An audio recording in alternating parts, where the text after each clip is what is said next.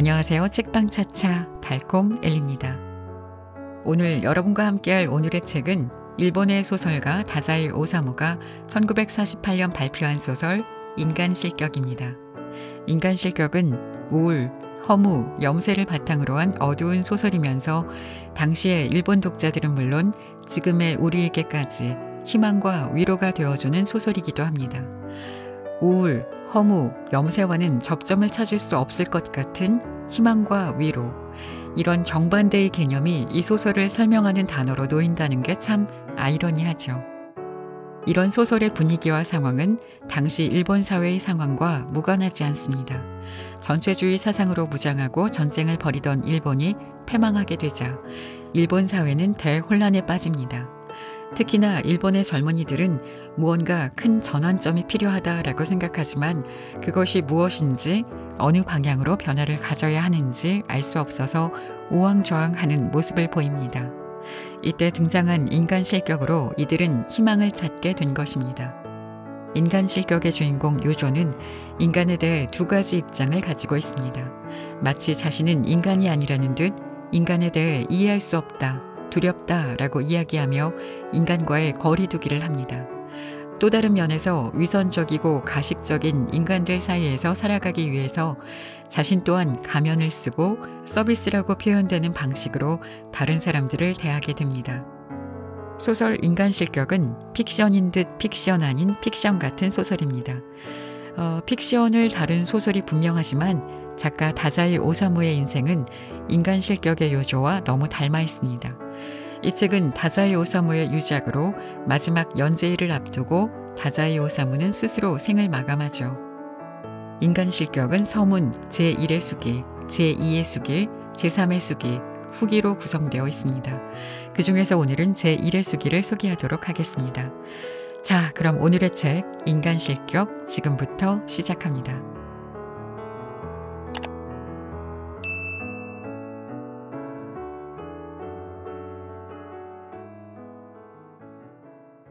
부끄러움이 많은 생애를 보내왔습니다. 저에게는 인간의 생활이라는 것이 짐작이 가지 않습니다. 저는 도호쿠의 시골에서 태어났기 때문에 기차를 처음 본 것은 상당히 성장하고 나서였습니다. 저는 정거장의 육교를 오르락내리락 했지만 그것이 선로를 건너가기 위해 만들어진 것이라고는 전혀 깨닫지 못한 채 그저 그것이 정류장 구내를 외국의 놀이시설처럼 복잡하고 즐거우며 멋을 내기 위해서 설치된 것이라고만 생각했습니다. 게다가 상당히 오랫동안 그렇게 생각하고 있었습니다. 육교를 오르락내리락 하는 것은 저에게는 오히려 몹시 세련된 놀이로 그것은 철도 서비스 중에서도 가장 세심한 서비스 중 하나라고 생각했는데 나중에 그것은 그저 여행객이 선로를 건너기 위한 대단히 실리적인 계단에 지나지 않는다는 것을 알게 되고 돌연 흥이 깨졌습니다. 또 저는 어린 시절 그림책에서 지하철을 보고 이것도 역시 실리적인 필요에서 고안된 것이 아니라 지상의 차를 타기보다는 지하의 차를 타는 편이 색다르고 재미있는 놀이니까 라고만 생각했습니다. 저는 어린 시절부터 몸이 약해 자주 몸져 누웠습니다. 요 위에 까는 천, 베개 커버, 이불호청을 참으로 시시한 장식이라고 생각했는데 이것이 의외로 실용품이라는 것을 20살 가까이 되어 알고 인간의 검소함에 침울해져 슬픈 생각이 들었습니다. 또 저는 공복이라는 것을 몰랐습니다. 아니 그것은 자신이 의식주에 궁하지 않은 집에서 자랐다는 의미가 아니라 그런 어처구니 없는 의미가 아니라 저는 공복이라는 감각이 어떤 것인지 전혀 몰랐습니다. 이상한 표현이지만 배가 고파도 그것을 스스로 깨닫지 못하는 것입니다. 초등학교, 중학교, 제가 학교에서 돌아오면 주위 사람들이 저런 배고프지? 우리도 경험이 있어. 학교에서 돌아왔을 때의 배고픔은 엄청 심하니까. 아마나토, 카스테라도 빵도 있어. 라고 말하며 떠들어대기에 저는 타고난 아부정신을 발휘하여 배고파 라고 중얼거리며 아마나토를 열알 정도 입에 던져 넣었지만 공복감이란 어떤 것인지 전혀 알지 못했습니다. 저도 물론 음식을 많이 먹지만 그러나 공복감에서 음식을 먹은 기억은 거의 없습니다. 진귀한 음식을 먹습니다. 고급스러운 음식을 먹습니다. 또 남의 집에 가서 내주는 음식을 무리를 해서까지 대부분 먹습니다. 그런 이유로 어린 시절 저에게 가장 고통스러운 시간은 바로 저희 집의 식사 시간이었습니다. 저희 고향집에서는 10명 정도의 가족 전부 각자의 상을 두 줄로 마주보게 늘어놓고 식사를 했습니다. 막내인 저는 물론 제일 아랫자리였습니다. 그 식사하는 방은 어둑어둑했는데 점심 식사 때 등 10몇 명의 가족이 그저 묵묵히 밥을 먹는 모습을 보면 저는 늘 오싹한 기분이 들었습니다. 게다가 시골의 전통적인 집이었기 때문에 반찬도 대부분 정해져 있어서 진귀한 것, 고급스러운 것, 그런 것은 바랄 수도 없었기 때문에 점점 저는 식사 시간을 무서워했습니다. 저는 그 어둑어둑한 방의 제일 아랫자리에서 추위에 덜덜 떠는 심정으로 밥을 조금씩 퍼서 입에 밀어 넣으며 인간은 어째서 하루에 3번씩 밥을 먹는 걸까? 실로 모두 엄숙한 표정으로 먹고 있다. 이것도 일종의 의식 같은 것으로 가족이 하루에 3번씩 시간을 정해 어둑어둑한 방에 모여 상을 질서 있게 늘어놓고 먹고 싶지 않아도 말없이 밥을 씹으면서 고개 숙여 집안에 우글거리는 홀령들에게 기도하기 위한 걸지도 몰라 라고까지 생각한 적이 있을 정도였습니다. 밥을 먹지 않으면 죽는다 라는 말은 저의 귀에서는 그저 싫은 협박으로 밖에는 들리지 않았습니다. 그 미신은 지금도 저에게는 왠지 미신으로 밖에는 느껴지지 않습니다만 그러나 저에게 불안과 공포를 주었습니다. 인간은 밥을 먹지 않으면 죽으니까 그 때문에 일하고 밥을 먹어야만 한다라는 말만큼 저에게 난해하고 어려운 데다 협박 같은 울림을 주는 말은 없었습니다. 즉 제가 인간의 생활이라는 것을 아직도 모른다라는 말일 겁니다. 제 행복의 관념과 세상 모든 사람들의 행복의 관념이 전혀 다를 것 같은 불안감. 저는 그 불안감 때문에 밤마다 뒤척이며 신음하다 발광할 뻔한 적도 있습니다. 저는 과연 행복한 걸까요? 저는 어린 시절부터 사람들에게 참으로 자주 행운아라는 말을 들었지만 저는 언제나 지옥 같았고 오히려 저를 행운아라고 부르는 사람들이 저와는 비교도 되지 않을 정도로 훨씬 평안하고 즐거워 보였습니다.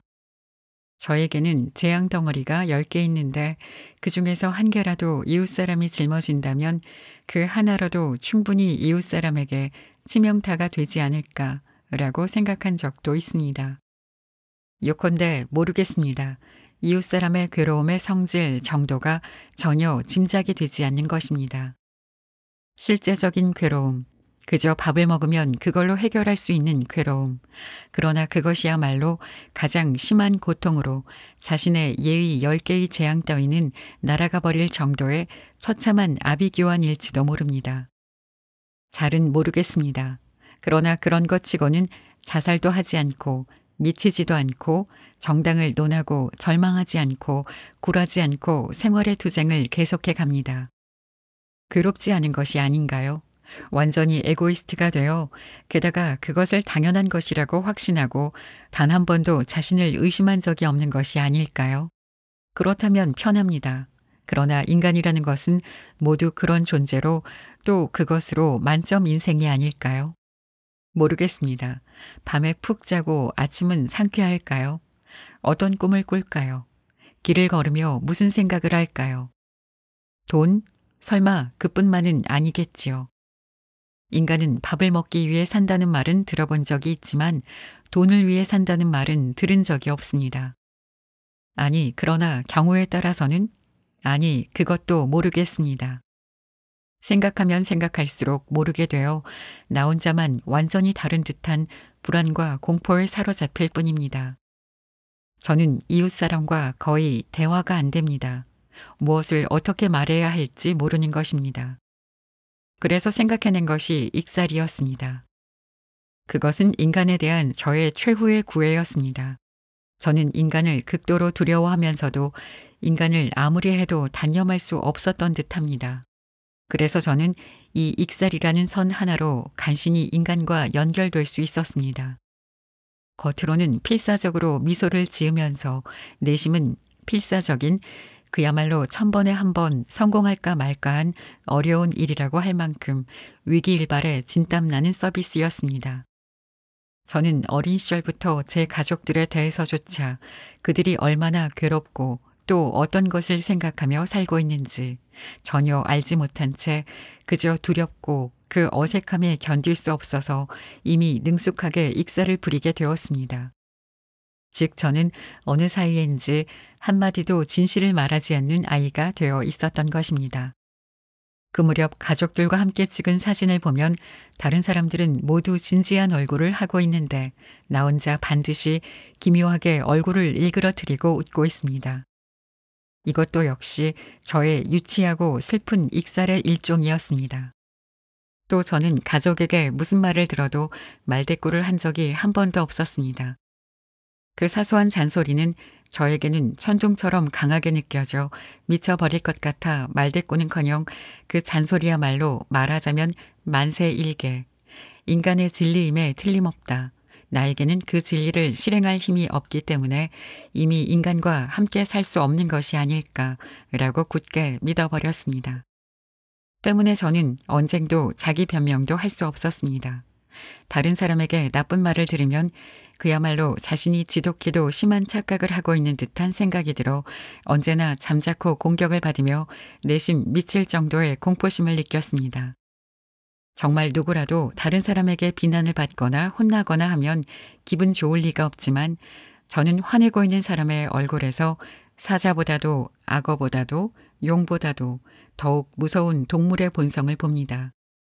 평소에는 그 본성을 숨기고 있는 듯하지만 어떤 기회에 예를 들면 소가 초원에서 느긋하게 자고 있다가 갑자기 꼬리로 휙 하고 배의 등에를 때려 죽이는 것처럼 분노에 의해 갑작스럽게 인간의 무서운 정체가 폭로되는 모습을 보면 저는 언제나 머리털이 곤두설 정도의 전율을 느끼고 이 본성도 역시 인간이 살아갈 자격 중 하나일지도 모른다고 생각하면 거의 저에게 절망이 느껴졌습니다. 인간에 대해 언제나 공포로 부들부들 떨고 또 인간으로서의 자신의 언동에 눈꽃만큼의 자신감도 갖지 못한 채 저 혼자의 온해는 가슴속 작은 상자에 감추고 그 우울, 신경과민은 기를 쓰고 숨기며 오직 천진난만한 낙천성을 가장하여 저는 익살스러운 괴짜로 서서히 완성되어 갔습니다. 뭐든 상관없으니까 웃기면 되는 거다. 그러면 인간들은 내가 그들의 소위 생활 바깥에 있어도 거기에 대해 그다지 신경 쓰지 않겠지. 하여간 그들 인간들의 눈에 거슬려서는 안 된다. 나는 무다, 바람이다, 허공이다 라는 생각만이 더해져 저는 익살로 가족을 웃기고 또 가족보다도 더욱 이해하기 어렵고 무서운 하인과 하녀에게까지 필사적으로 익살 서비스를 했습니다. 저는 여름에 유카타 안에 빨간 털실로 짠 스웨터를 입고 복도를 걸어다녀 집안 사람들을 웃겼습니다. 좀처럼 웃지 않는 큰형도 이 모습을 보고 웃음을 터뜨리며 이봐요 조, 안 어울려 라고 귀여워서 견딜 수 없다는 어조로 말했습니다. 뭐 저도 한여름에 털실로 짠 스웨터를 입고 다닐 정도로 아무리 그렇더라도 더위와 추위를 모르는 괴짜는 아닙니다. 누나의 레깅스형 각반을 양팔에 끼고 유카타의 소매뿌리에서 보이게 하여 스웨터를 입은 것처럼 꾸민 것입니다. 제 아버지는 도쿄에 볼 일이 많은 사람이었기 때문에 우에노의 사쿠라기초에 별장을 가지고 있어서 한 달의 반은 도쿄의 별장에서 지냈습니다. 그리고 집에 돌아올 때에는 가족들 또 친척들에게까지 그야말로 엄청나게 많은 선물을 사오는 것이 이를테면 아버지의 취미 같은 것이었습니다. 언젠가 아버지가 도쿄로 가기 전날 밤 아버지는 아이들을 응접실에 불러 이번에 돌아올 때는 어떤 선물이 좋은지 한 사람 한 사람에게 웃으며 묻고는 거기에 대한 아이들의 대답을 일일이 수첩에 적었습니다. 아버지가 이렇게 아이들에게 친근하게 구는 것은 드문 일이었습니다. 요조는? 라는 물음에 저는 말이 막혀 오물거리고 말았습니다. 무엇을 갖고 싶냐는 질문을 받으면 순간 아무것도 갖고 싶지 않아졌습니다. 아무래도 상관없어. 어차피 나를 즐겁게 하는 것은 없을 거라는 생각이 얼핏 움직이는 것입니다. 이와 동시에 다른 사람이 주는 물건은 아무리 자신의 취향에 맞지 않아도 그것을 거절하지 못했습니다. 싫은 것을 싫다고 말하지 못하고 또 좋아하는 것도 우물쭈물 훔치듯이 더없이 불쾌하게 음미하다가 말로 다 할 수 없는 공포감에 몸부림쳤습니다. 즉 저에게는 양자택일의 힘조차 없었던 것입니다.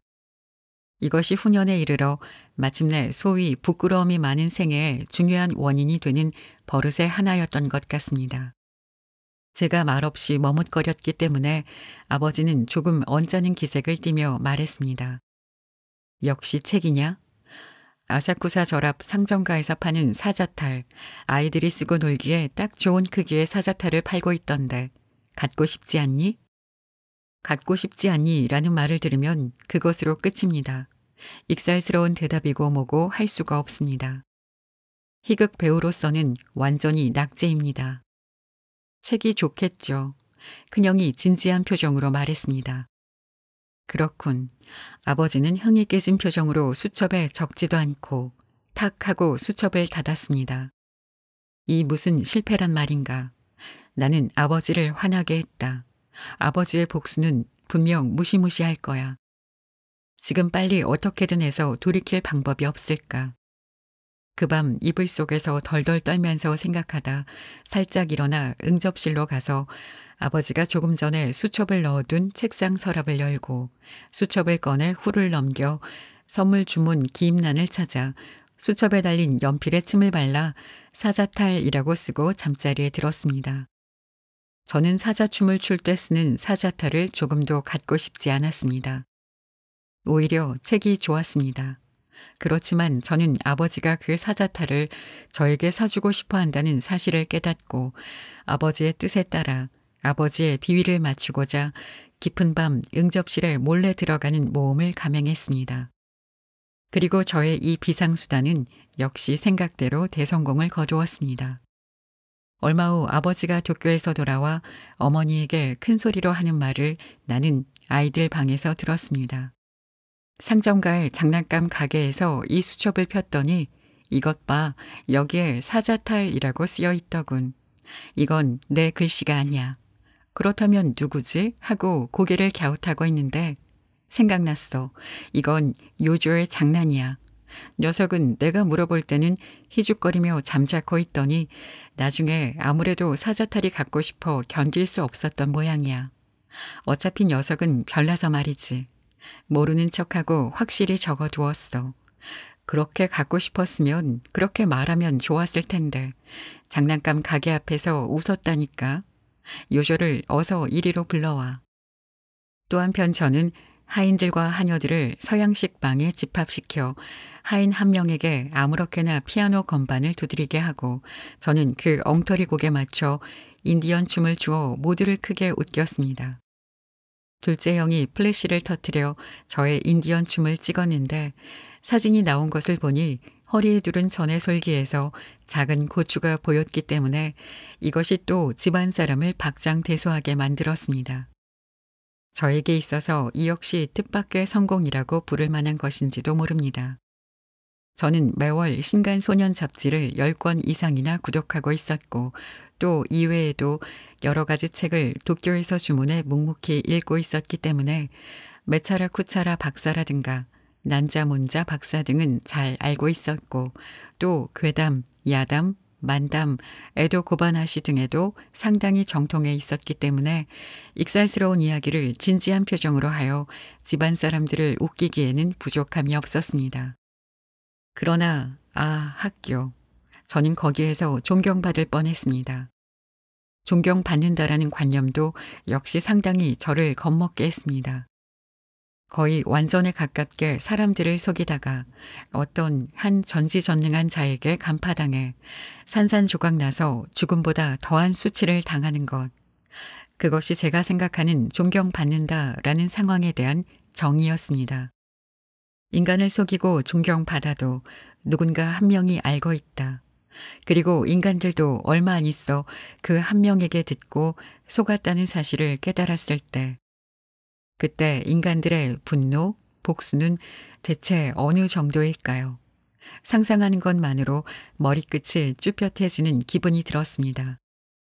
저는 부잣집에서 태어났다는 사실보다도 흔히 말하는 공부를 잘한다라는 이유로 전교 학생들에게 존경을 받게 되었습니다. 저는 어린 시절부터 병약하여 자주 한두 달 또는 한 학년 가까이나 자리에 누워 학교를 쉰 일도 있었는데 그럼에도 병상에서 갓 일어난 몸으로 인력거를 타고 학교에 가서 학년 말 시험을 보면 반의 누구보다도 소위 공부를 잘한 듯 했습니다. 몸 상태가 좋을 때에도 저는 전혀 공부하지 않았고 학교에 가도 수업 시간에 만화 등을 그려 쉬는 시간에 그것을 반 아이들에게 설명하여 웃겨 주었습니다. 또 장문 시간에는 우스운 이야기만 써서 선생님에게 주의를 들었지만 저는 그만두지 않았습니다. 선생님은 실은 남몰래 저의 그 우스운 이야기를 즐기고 있다는 것을 저는 알고 있었기 때문입니다. 어느 날 저는 늘 그렇듯이 엄마와 함께 도쿄로 가는 기차에서 객차의 통로에 있는 가래나 침을 뱉는 그릇에 오줌을 싼 실패담을 짐짓 슬픈 필지로 써서 제출하였습니다.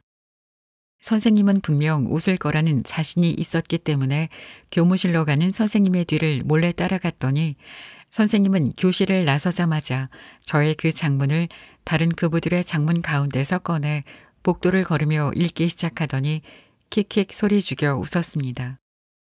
이윽고 교무실에 도착했을 때는 다 읽었는지 얼굴이 시뻘개져서 큰 소리로 웃더니 다른 선생님에게 즉시 그것을 읽도록 하는 것을 끝까지 지켜보고 저는 몹시 만족했습니다. 장난꾸러기. 저는 소위 장난꾸러기로 보이는데 성공했습니다. 존경받는 것에서 벗어나는데 성공했습니다. 통지표는 전 과목 모두 10점이었지만 품행만은 7점이거나 6점이어서 그것도 또한 집안 사람들의 웃음거리였습니다. 그렇지만 저의 본성은 그런 장난꾸러기와는 완전 정반대였습니다. 그 무렵 이미 저는 하녀나 하인에게 슬픈 일을 배웠고 범해졌습니다. 어린아이에게 그런 짓을 하는 것은 인간이 할 수 있는 범죄 중에서 가장 추악하고 저속하며 잔혹한 범죄라고 저는 지금도 생각합니다. 그러나 저는 참았습니다. 그 일로 또 한 가지 인간의 특질을 보는 것 같은 기분조차 들어 힘없이 웃었습니다. 만약 제가 사실을 말하는 습관이 있었다면 주눅 들지 않고 그들의 범죄를 부모님에게 호소할 수 있었을지도 모르지만 그러나 저는 부모님조차 전부는 이해하지 못했습니다. 인간에게 호소하는 그 수단에는 저는 조금도 기대할 수 없었습니다. 아버지에게 호소해도, 어머니에게 호소해도, 경찰에게 호소해도, 정부에게 호소해도 결국은 처세술이 좋은 사람의 능수능란한 말에 휘둘리지 않을까. 분명 편파적일 것이 뻔해. 어차피 인간에게 호소하는 것은 쓸데없어. 저는 역시 사실을 말하지 못하고 참으며 계속 익사를 부리는 것 외에 다른 방법이 없었습니다. 뭐야, 인간에 대한 불신을 말하는 거야? 뭐, 네가 언제 크리스천이 됐니? 이라고 조소하는 사람도 있을지도 모릅니다. 그러나 인간에 대한 불신은 반드시 종교의 길로 통하는 것은 아니라고 저는 생각합니다. 실제로 그 조소하는 인간을 포함해서 인간은 서로를 불신하는 가운데 여호하고 뭐고 염두에 두지 않고 태연하게 살고 있지 않나요? 역시 저의 어린 시절의 일인데 아버지가 소속된 어느 정당의 유명인이 우리 마을에 연설하러 왔을 때 저는 하인들 손에 이끌려 극장에 들으러 갔습니다. 10,000원으로. 그리고 우리 마을에 특히 아버지와 친하게 지내는 사람들은 모두 오셨고 크게 박수도 치고 했습니다. 연설이 끝나고 청중은 삼삼오오 눈 덮인 밤길을 따라 집으로 돌아가며 오늘 밤의 연설회의 험담을 마구 하는 것이었습니다. 그 중에서는 아버지와 특히 친한 사람의 목소리도 섞여 있었습니다. 아버지의 개회사도 서툴고 예의 유명인의 연설도 뭐가 뭔지 모르겠다고 소위 아버지의 동지들이 화난 듯한 어조로 말했습니다. 그리고 그 사람들은 우리 집에 들러 응접실에 들어앉아서는 오늘 밤 연설에는 대성공이었다고 진심으로 기쁜 표정으로 아버지에게 말했습니다. 하인들까지 오늘 밤 연설이 어땠냐고 어머니가 묻자 엄청 재미있었다고 천연덕스럽게 말했습니다. 연설에만큼 재미없는 것은 없다고 돌아오는 길에 하인들이 떠들어댔던 것입니다. 그러나 이런 것은 정말 사소한 일례에 지나지 않습니다. 서로 속이는데 이상하게 누구도 아무런 상처도 입지 않고 서로 속이고 있다는 사실조차 깨닫지 못한 것 같은 실로 멋지고 그야말로 맑고 밝고 명랑한 불신의 예가 인간 생활에 충만한 것처럼 보였습니다. 저는 서로 속이면서 맑고 밝고 명랑하게 살아가는 혹은 살아갈 수 있다는 자신을 가지고 있는 듯한 인간이 난해한 것입니다. 인간은 끝끝내 저에게 그 오묘한 진리를 가르쳐 주지 않았습니다. 그것만 알았더라면 저는 인간을 이렇게 두려워하거나 필사적인 서비스 같은 것은 하지 않아도 됐을 테죠.